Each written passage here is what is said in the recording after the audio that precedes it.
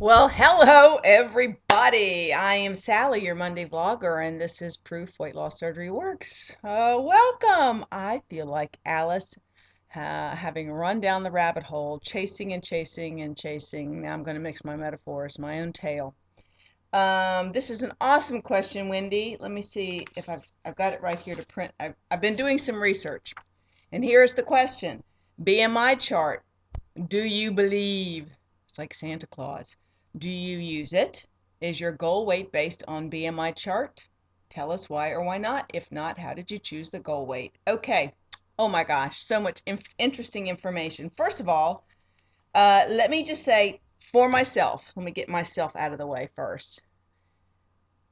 I just went in, had the surgery, and did all I could do to let my body find its own comfortable place.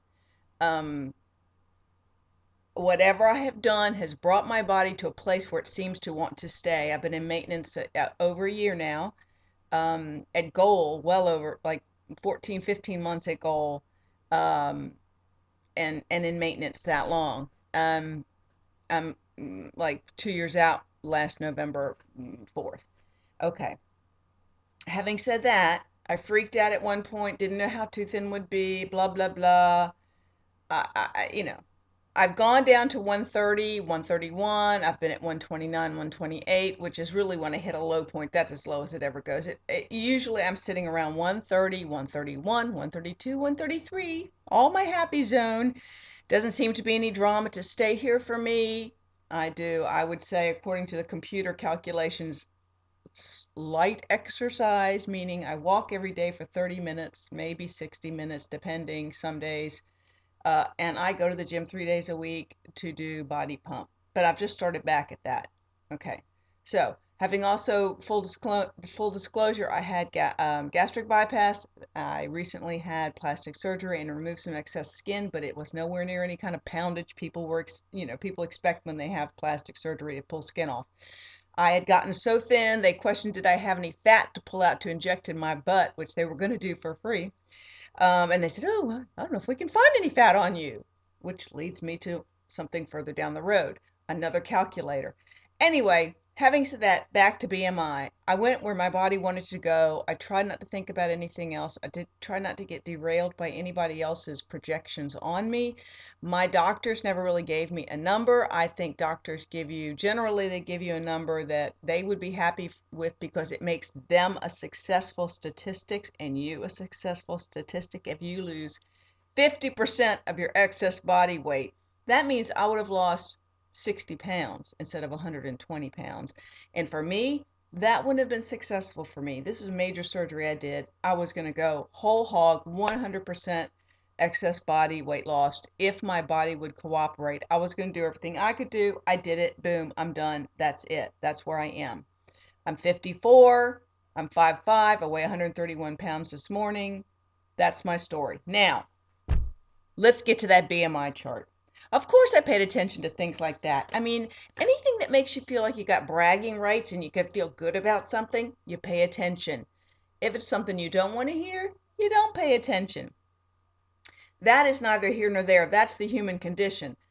This is science. Both, you see this air quotation marks, science, that we get our heads wrapped around. This might as well be reading your horoscope every day, but it's for the weight loss community in the science vein. So let's talk about the history of the BMI. Do you know where that came from? First of all, do you even know what it is? A body mass index to calculate, um, are you in a healthy zone? It's a quick cursory, doctors doing the thumb thing like an artist. This tall, this wide. You're at risk for more disease because you are not in the good portion of the body mass index. You are either in the obese or morbidly obese portion, so you are more likely to have illnesses. I should be paying attention to this. That was the whole purpose. Is what has become the purpose of the BMI chart. It's not to give you anything. For a doctor not to do a lot of tests. He can visually do a cursory, quick calculation. Height crunched with weight equals good, bad, really great, too thin, too heavy. And these things make you more liable to get ill. So therefore, I'm going to watch you more carefully for certain diseases that will occur because you're obese or morbidly obese or you're too thin. So let me get you to eat some more or whatever. Okay, that is the BMI chart, and that's what its purpose was. It was created for a very different reason. In the 1800s, the BMI chart was first created by a statistician from Belgium. And he created the formula, and it was called the Quetelet scale at the time, because he was doing social research on people groups. It was initially meant to measure the body mass index for population groups, not individuals. It was used in a study of diet and activity levels for specific social groups. Let's say the Italians are on this section, or the English are over here. We're going to compare that, or the poor English, the middle class English, the wealthy English, and we're going to crunch those numbers, or Belgians, or whoever he was doing his projections on at the time. That was the purpose of the BMI. It wasn't that was what its purpose was. That's all I need to say. Okay, so as I ran through the BMI thing, let me tell you mine. My BMI is in the good range. But I have to tell you this also. There's many other calculations, and that's not the one. I kind of looked to that one just so I could go, phew. It wasn't to go, I feel beautiful. I feel fit. I'm in the right range of the BMI chart. We use that. It's great if you want to hold that out there, but it's not the holy grail. Use it as something that makes you work towards something, but it's not the holy grail. Okay? The holy grail is good health in your body, and you will know it when you have it. Okay? Many people had RNY because they were morbidly obese. They had health issues. I had no real health issues. I had it because I just reached the line and I wanted it desperately. And like I said, I did not have health issues. I had achy knees and an achy back, but you know. BMI chart. Um, I apparently could be anywhere. I did my numbers the other day. I could be anywhere from 119 pounds to 149 pounds and still be in the healthy range.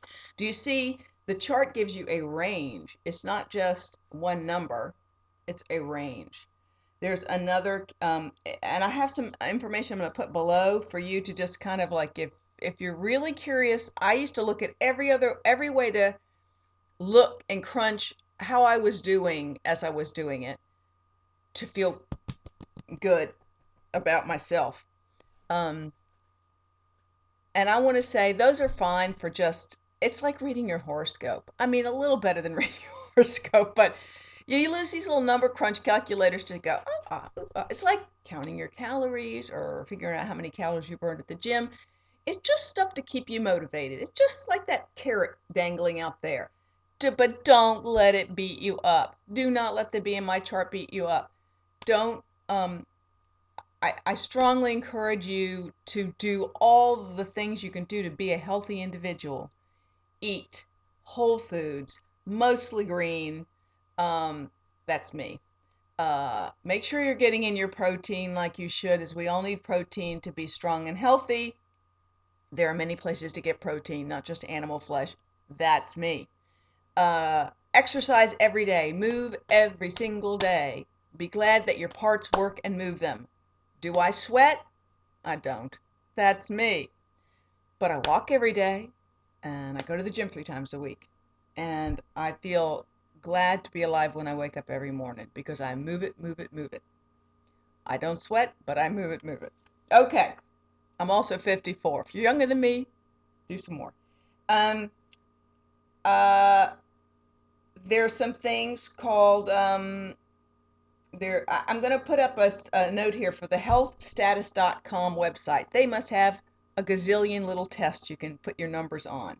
I used to also do the waist to hip ratio calculator to see how much fat percentage, no, to see whether I was healthy, not just the BMI, but I used to do the measuring the waist and measuring the hips, and you crunch that number and boom, if you got a good differential between your waist and your hips are bigger than your waist, you're not going to have a heart attack or you're less likely to have heart disease. That's the difference between an apple and a pear. I would be looking more to not be a pear anymore lose the weight so that you're no longer a pair, then you know you're going to be healthier. Of course, when people have the RNY and the other things, they come off their diabetes meds and all that kind of stuff really quickly. Blood pressure meds, all that stuff drops away. You are healthy. When you become healthy, that's all that matters. It doesn't matter if you're a size 0, a size 2, a size 4, a size 6, a size 8, a size 10, a size 12. It matters, are you healthy? Is your life full and vibrant? Will you live a long, healthy life into your 90s? That's my plan. I would have thought I was going to be dead in my early 50s. That's what I used to think when I was 16, 18, young. I had no hope. I didn't think there'd be anything more for me. But there is. There's more for everybody, but you've got to go for it. Don't let the BMI beat you up. Don't let the waist to hip ratio calculator beat you up. Don't let the HAMWI formula beat you up. That's a new one. The HAMWI. That's some man who made up another thing. Um, that's and let's see. This calculators on healthstatus.com will give you even crunch your basal metabolic rate.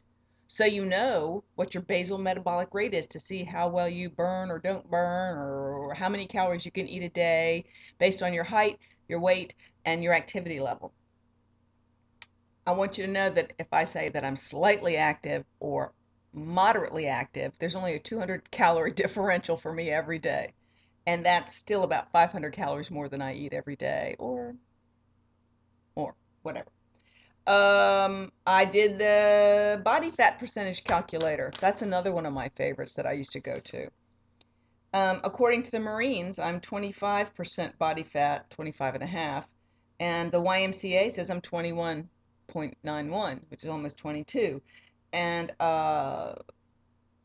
that makes me just barely inside the okay fat percentage range.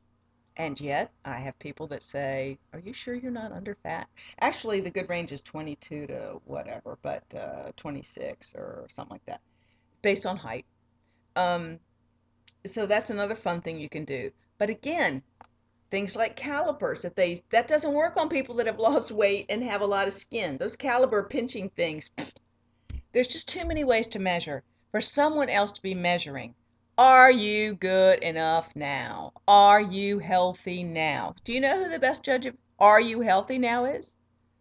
You and your doctor, making sure if that any illnesses or diseases or things that plagued your body from the morbid obesity or the obesity have disappeared, have dissipated off you like the steam off a hot asphalt on a hot summer day, the rain. If those things have come off of you from losing this weight, you have achieved your goal. Don't let the BMI beat you up. Don't let any of these calculators beat you up. But have fun. Think of them as your own little version of reading your horoscope. So I want to leave you with that. Sorry I went on so long. Um, Be proof weight loss surgery works. Work the tool. Give it all you got. It's such a short window of time to get where you need to go. What's a year or 2 years in your life to really focus and become a healthy person with a healthy mindset and a healthy body? I did it. You can do it. Keep on keeping on, guys, and give us your feedback. We love you. Bye.